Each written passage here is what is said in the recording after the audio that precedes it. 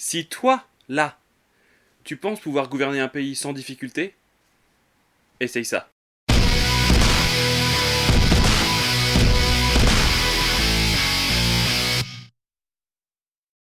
Salut à tous, c'est Banane Solo. Aujourd'hui on se retrouve pour une nouvelle vidéo et je vais vous parler d'un jeu de civilisation. Il s'agit de Age of Civilization. C'est un jeu de Geoffrey CCH et c'est édité par Icemake. C'est un jeu qui est lui aussi passé par un financement participatif via Kickstarter et il est arrivé en fin d'année dernière chez les contributeurs. Alors la première chose qui surprend avec Age of Civilization, c'est sa taille. On nous annonce un jeu de civilisation, et pour ce type de jeu, on est plutôt habitué à avoir des grosses boîtes avec beaucoup de contenu, un livre de règles qui fait une trentaine de pages, et beaucoup de règles et surtout des parties très très longues.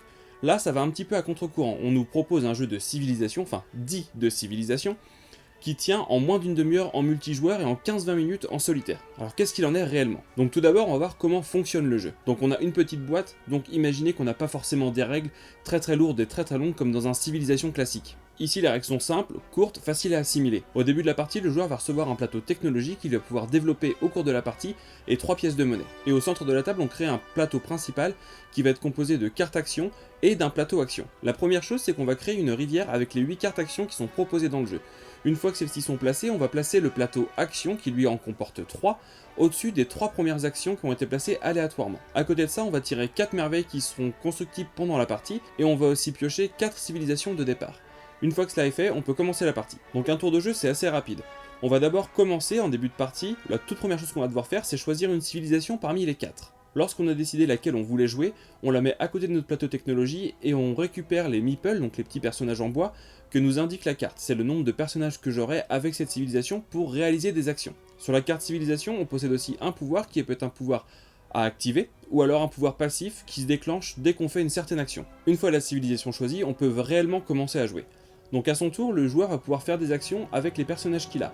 Selon les actions qu'il décide de faire, il placera un ou plusieurs personnages en payant de l'argent ou pas selon les actions. Les actions permettent principalement de récupérer de l'argent, de placer des cubes sur notre arbre de technologie et aussi de marquer des points de victoire immédiatement. Bien sûr, le joueur peut décider de ne pas faire d'action durant un tour, donc il se repose, il passe son tour et pour ça il récupère 2 pièces d'or et il récupère un ouvrier qu'il pourra placer au tour suivant. Une fois les actions réalisées, le joueur va récupérer ses personnages qu'il a placés sur les espaces blancs et ceux qui étaient sur les espaces rouges sont sacrifiés, ils sont perdus jusqu'à temps que le joueur change de civilisation. Et puis la dernière chose importante à faire à la fin du tour, c'est de préparer le tour suivant. Pour ça, on va tirer une carte civilisation qui sera présente dans le marché des civilisations, et puis on va avancer le plateau action d'une case vers la droite, c'est-à-dire que les 3 actions disponibles sous le plateau seront différentes du tour d'avant, avec toujours 2 actions en commun. Une fois que c'est fait, on commence un nouveau tour, et là le joueur a la possibilité de prendre une nouvelle civilisation qui écrasera la précédente, donc bien sûr il aura la possibilité de prendre des nouveaux personnages et bénéficier d'un nouveau bonus, mais il faut savoir que cette action est limitée à 3 fois durant la partie, ce qui veut dire qu'après sa première civilisation, on pourra en avoir que 2 nouvelles durant la partie. Et on va jouer 6 tours de cette manière, avant le décompte final de fin de partie. Alors voilà, Age of Civilization c'est un jeu qui est très simple dans ses règles, qui s'explique vraiment en 5 minutes, et qui se joue en pas beaucoup plus de temps en fait. Donc qu'est-ce que ça vaut vraiment? Alors premièrement, on nous vend un jeu de civilisation en moins d'une demi-heure. Est-ce que c'est le cas? Donc oui, c'est le cas, ça se joue en moins d'une demi-heure. Après, pour le côté jeu de civilisation, je suis un petit peu plus dubitatif. D'accord, on a un jeu de civilisation pour le thème, par contre en termes de mécanique, de réflexion et de stratégie, on sera quand même sur quelque chose de beaucoup moins poussé qu'un classique civilisation ou un Clash of Culture par exemple. Mais attention, je dis pas que c'est pas bien. C'est pas vraiment un jeu de civilisation au sens strict du terme, mais plutôt par la thématique, mais ça reste quand même un bon jeu. Ce qui est vraiment cool dans le jeu déjà, c'est la rapidité des parties, et puis la rejouabilité qu'il y a.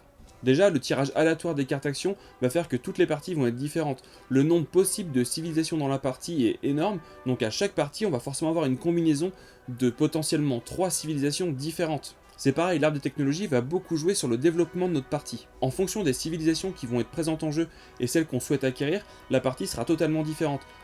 L'adéquation entre les civilisations présentes et puis le développement de notre technologie est le cœur du jeu, et c'est vraiment quelque chose qu'il faut maîtriser de bout en bout.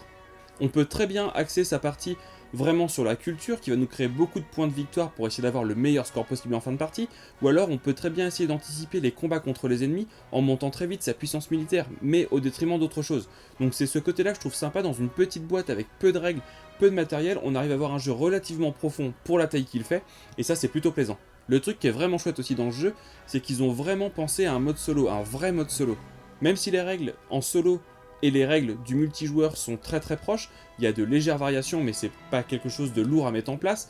On a quand même un jeu qui ne perd pas d'intérêt quand on joue en solitaire. En plus de ça, l'auteur et l'éditeur ont vraiment apporté un soin particulier pour faire plaisir aux joueurs en solitaire. C'est tout simple, mais ils ont ajouté un petit tableau qu'ils appellent Achievements.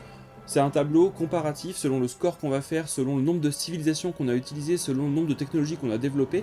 On a un petit tableau à cocher et le but évidemment c'est de réussir à cocher toutes les cases au cours de ces différentes parties pour dire j'ai réussi à répondre à toutes les demandes qui étaient faites par le jeu pour voir que je maîtrise vraiment le jeu. En plus de ça, ils ont ajouté un livre de scénarios qui en comprend 5 et c'est exclusivement des scénarios qu'on peut jouer en solitaire. Chacun d'eux a une mise en place différente, des petites règles particulières, un objectif différent et en fait on va jouer des civilisations à des époques différentes de l'humanité et ça apporte vraiment une rejouabilité énorme et surtout un très bon challenge en solo. Bon là je me rends compte que je dis que des trucs super cool, super positifs sur le jeu, mais ce jeu a des points négatifs. Alors pour moi le jeu n'a pas vraiment de gros points noirs, c'est quelques petits détails par-ci par-là, notamment le fait de le vendre comme un jeu de civilisation en moins de 30 minutes. C'est un jeu avec une thématique de civilisation, mais bien sûr on ne retrouve pas la profondeur d'un gros jeu de civilisation, mais ça je vous l'ai déjà dit. Deuxième chose, il faut le savoir, c'est pas vraiment un point négatif, mais il faut le savoir avant d'y jouer ou avant de l'acquérir, c'est un jeu qui peut être très changeant d'une partie sur l'autre, du fait du tirage des cartes actions, l'ordre dans lequel elles vont être, le tirage des civilisations aussi, des fois il y a des civilisations qui vont pas du tout être intéressantes à jouer